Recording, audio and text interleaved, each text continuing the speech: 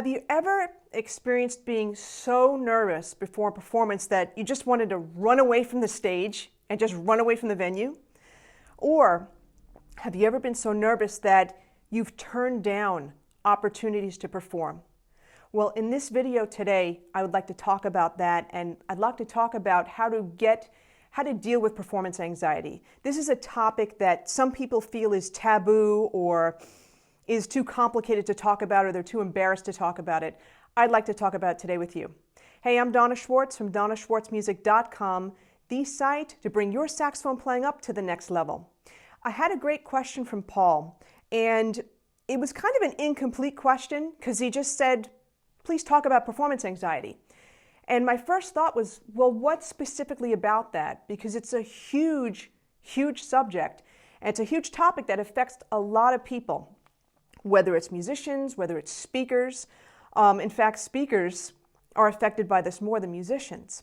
So I'm going to take kind of a broad approach to this. And what I'd like to do in this video is give you a whole bunch of resources, a lot of books to observe, to look at, and to tell you a few stories about how performance anxiety has affected me in the past.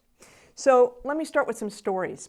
I remember growing up, we had these state solo ensemble festivals. It was called NYSSMA, New York State School Music Association. So every spring, you'd sign up for like a 10, 15-minute slot. You'd play scales from memory.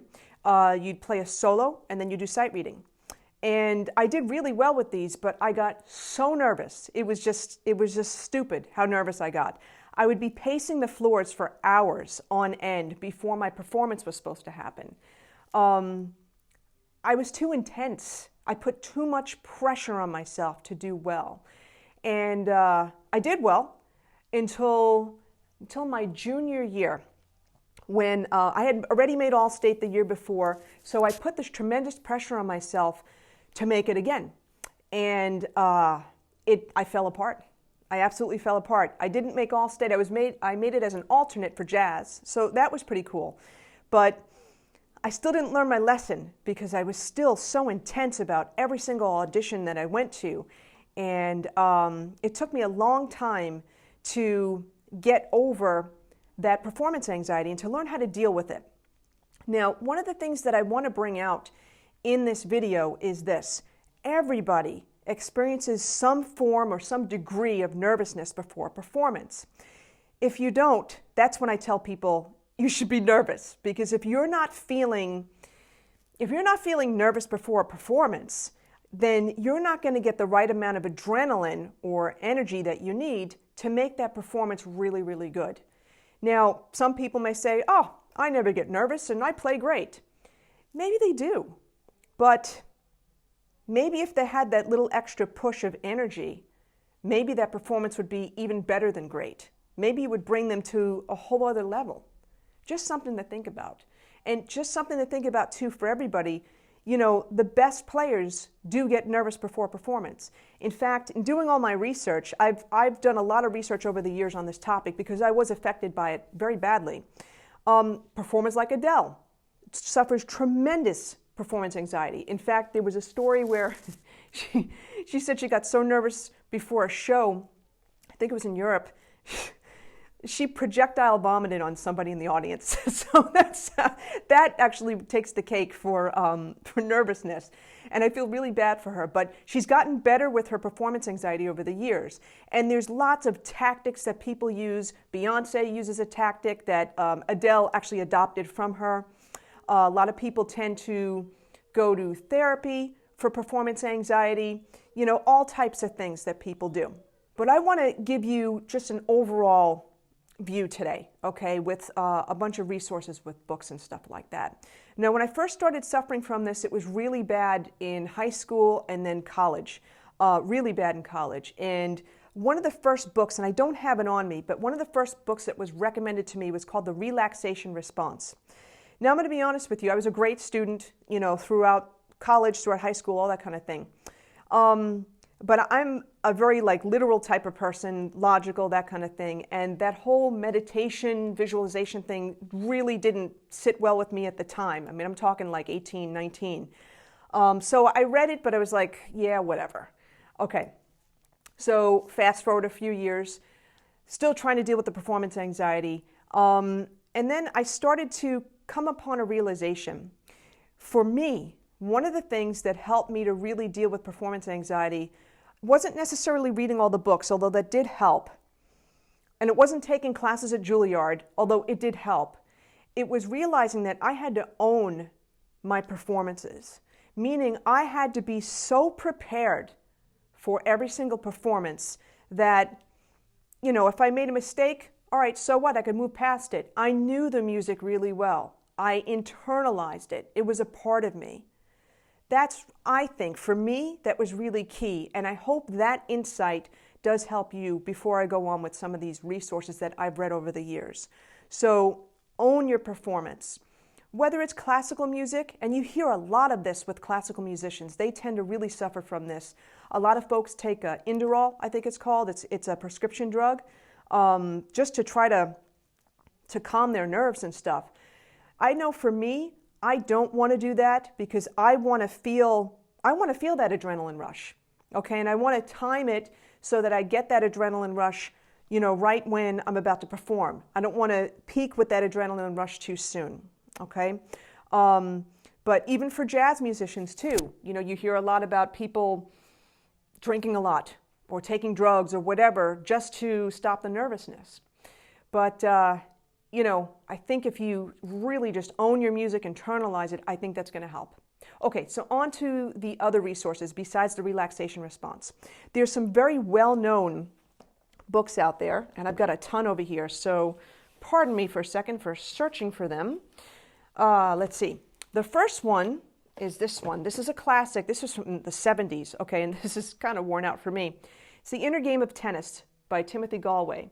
And when I was in Tanglewood, I was one of the first 11 young composers from around the world that was accepted into this program. And I was playing trumpet at the time, and I wanted to take trumpet lessons because the performance anxiety hit really hard at this point. And so I was studying with Joe Foley, who was principal trumpet for the Atlantic Brass Quintet, and he's done a number of gigs in the Boston, New England area. He's a great player, great guy, really terrific. So he exposed me to The Inner Game of Tennis. And so I read this, and this was a little bit of an easier read for me because I'm involved in sports and stuff like that, and this kind of made sense.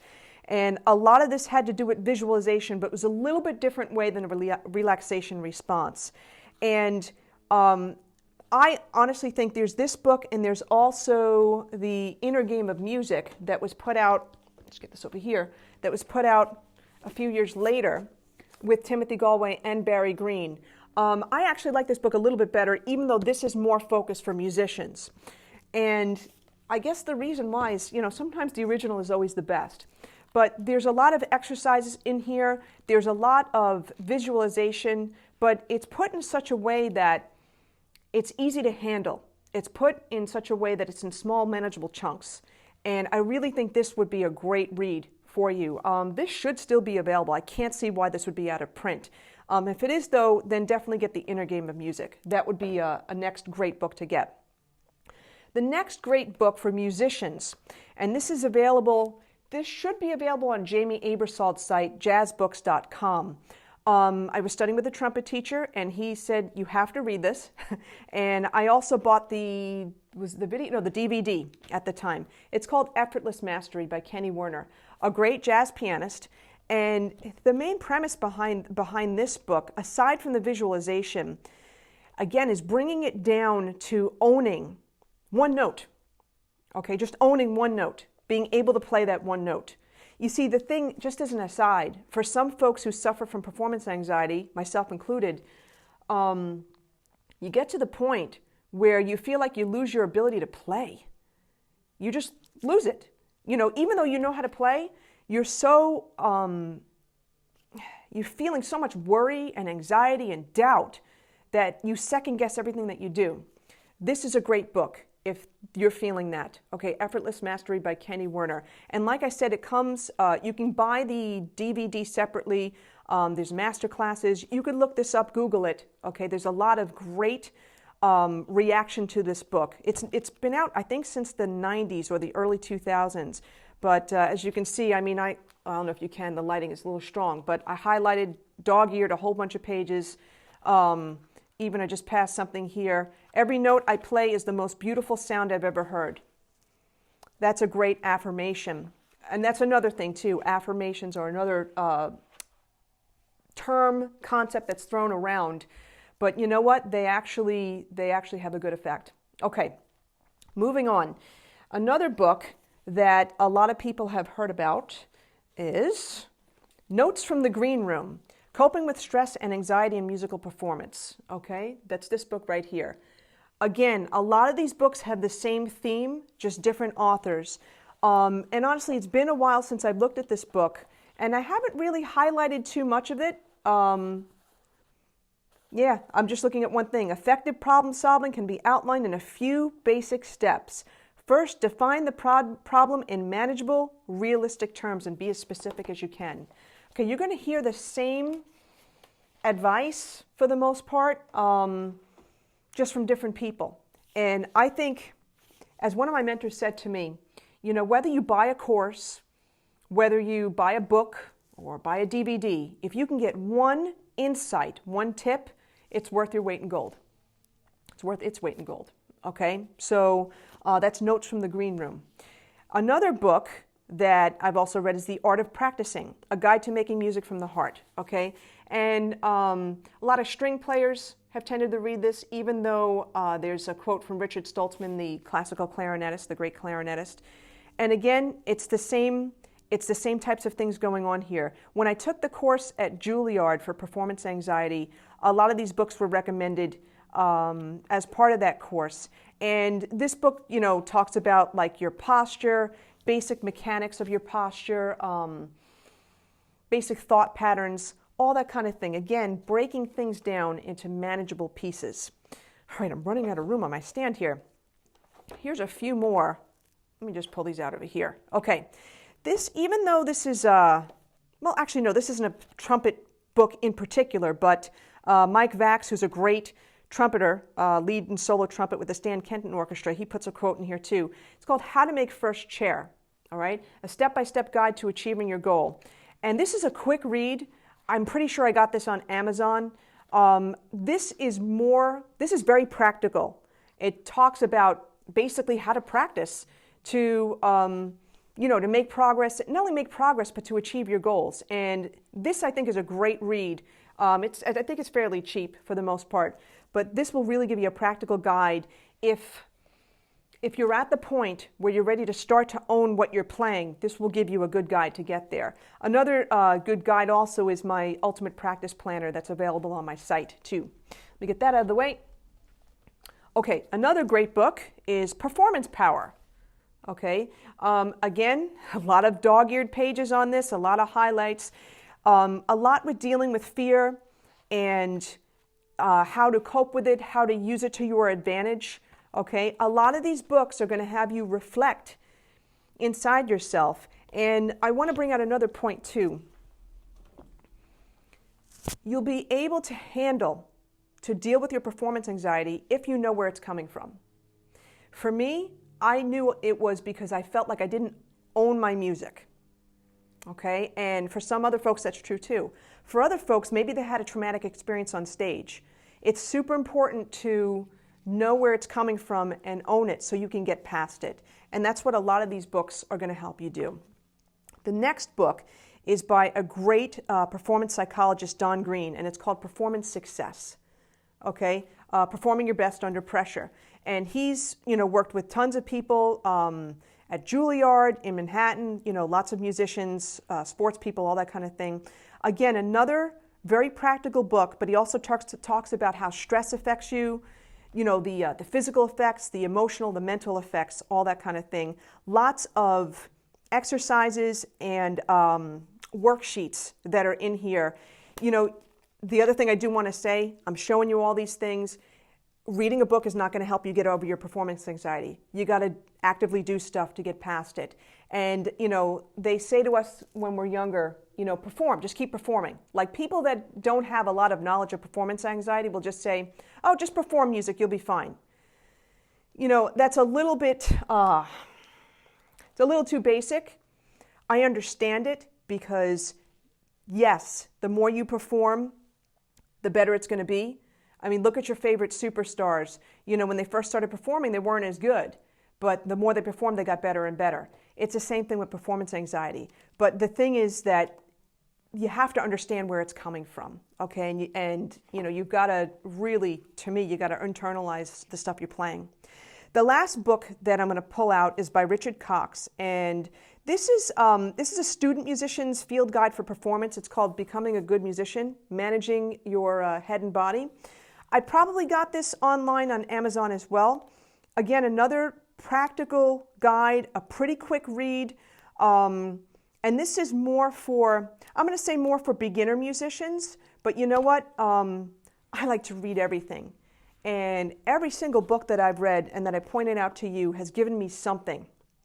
And a lot of it, kind of is reiterating the same stuff, but saying it in a different way or using a different story or example. And that's the thing that's going to help you. So if you're suffering from performance anxiety, take note of some of these resources. Do some Google searching.